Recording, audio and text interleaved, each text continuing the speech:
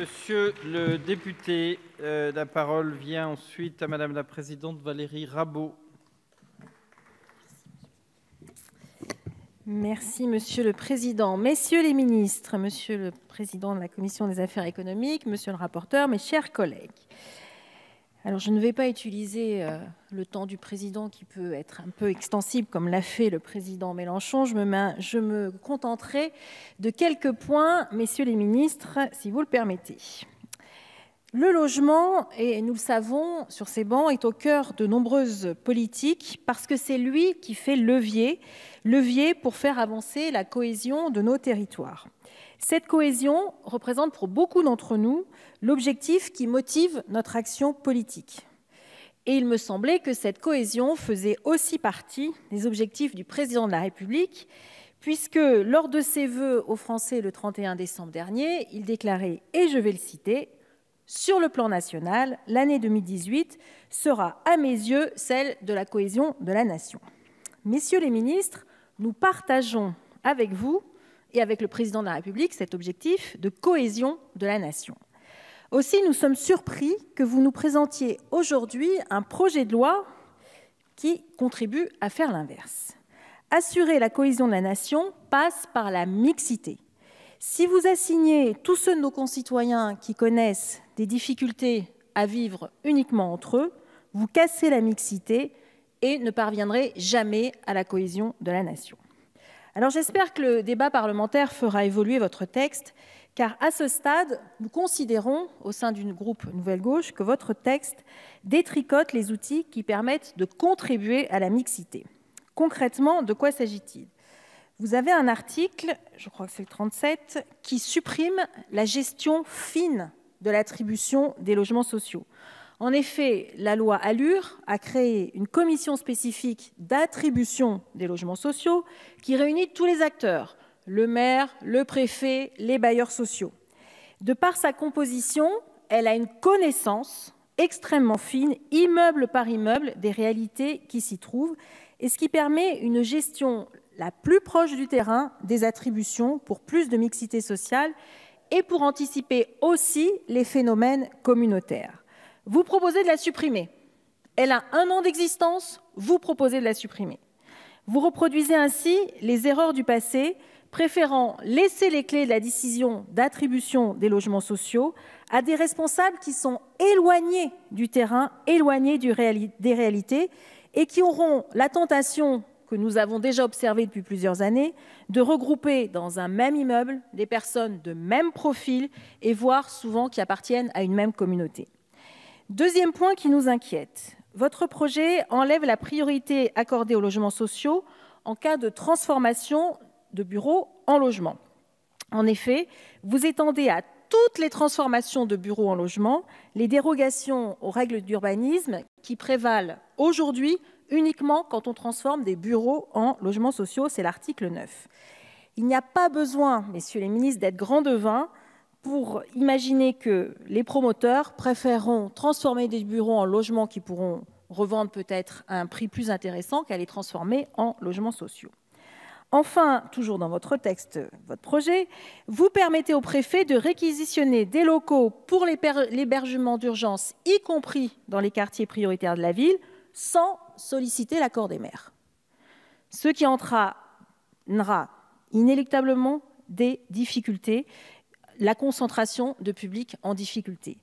Par ailleurs, je pense que ça révèle aussi le peu de considération que vous ressentez, en tout cas que vous exprimez à l'encontre des maires.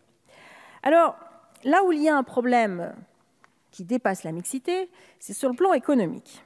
Et je vais utiliser une expression anglaise dans cet hémicycle pour dire que votre projet crée un open bar pour les investisseurs avisés. Aujourd'hui, les ventes en bloc de logements sociaux entre bailleurs doivent se faire en respectant les prix des domaines, c'est-à-dire les prix qui sont évalués par les services de l'État. Avec Elan, vous proposez 2 choses. Vous permettez la vente à des prix quasi libres, vous faites sauter le prix des domaines, et vous permettez une deuxième chose, vous permettez les ventes en bloc de logements sociaux à des sociétés privées. Pour illustrer les conséquences de cette décision, je prendrai 2 exemples. Deux exemples. Prenons l'exemple d'un immeuble de logements sociaux qui se trouverait dans la rue de l'Assemblée nationale. Il n'y en a pas, mais imaginons qu'il y ait un immeuble de logements sociaux dans la rue de l'Assemblée nationale, c'est-à-dire rue de l'Université. Avec votre loi, si elle est votée, cet immeuble pourra être vendu, imaginons-le, à 1 euro symbolique, puisque vous faites sauter le prix des domaines, à 1 euro symbolique à un fonds de pension américain. Vous êtes d'accord, messieurs les ministres? Jusque-là, je ne fais que traduire ce qui est dans votre loi. Ce fonds de pension américain pourra conserver pendant 5 ans cet immeuble et le revendre au bout de 5 ans avec une plus-value, puisqu'on connaît parfaitement les prix qui existent dans le 7e arrondissement de Paris. Ça, c'est le premier cas. Deuxième cas, nous allons prendre un immeuble de logements sociaux dans un quartier en difficulté. Alors là, pour le coup, il y a un risque que personne ne veuille l'acheter, sauf des marchands de sommeil.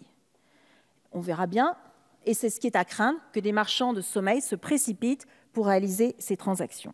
Monsieur le ministre de Normandie, tout à l'heure, vous disiez que vous étiez ingénieur, moi aussi. Et donc, sur ces deux questions-là, qui nous interpellent, parce que vous créez un open bar économique pour des investisseurs avisés, nous souhaiterions avoir des réponses précises, oui ou non. Oui ou non. La réponse est oui. Quand on lit votre texte, quand on le décline, la réponse est oui. Et ça, vous comprenez que pour nous, vous avez indiqué tout à l'heure, je vais vous citer, vous disiez que l'argent des HLM doit rester au HLM. Vous faites le contraire. Avec ces mesures-là, vous faites exactement le contraire. Vous permettez à des investisseurs privés de réaliser des plus-values sur des immeubles qui ont été financés par l'argent du livret A. Autre sujet d'inquiétude, monsieur le ministre. Alors ça va être peut-être plus pour vous, monsieur le ministre Mézard, les collectivités locales. Votre texte conduit à appauvrir les communes les plus pauvres. Tout simplement parce qu'aujourd'hui, quand une commune a un immeuble de logements sociaux, il y a des exonérations de taxes foncières pour les bailleurs. Et c'est sur une période de 25 ans. Ce que vous faites dans votre texte, vous proposez de resetter, c'est-à-dire de remettre de l'argent dans la machine, qui font que pendant 50 ans, un même immeuble pourra être exonéré de taxes foncières qui est d'habitude perçue par la commune. Et vous le savez, l'État compense très mal les exonérations de taxes foncières, puisque au lieu de compenser à l'euro près, il en compense un peu moins de 10%. C'est écrit dans tous les rapports de Bercy. Et je ne reviendrai pas sur ce point où je fais mienne la devise de l'ancien président Carrez qui veut que tout dispositif fiscal soit traité dans des lois de finances. Pour toutes ces raisons et d'autres que nous aurons l'occasion d'aborder, nous sommes très inquiets de l'orientation de votre projet de loi qui, loin de servir la cohésion prônée à juste raison par le président de la République, renforcera inéluctablement la ghettoisation si, bien sûr, ce texte était adopté en l'état. C'est aussi pour toutes ces raisons que le groupe Nouvelle Gauche, à l'initiative de notre collègue François Pupponi, a élaboré un contre-projet. Vous en trouverez de nombreuses déclinaisons dans les nombreux amendements que nous avons déposés et qui, j'espère, recueilleront un avis favorable de votre part, messieurs les ministres. Je vous remercie. Merci beaucoup, Madame la Présidente.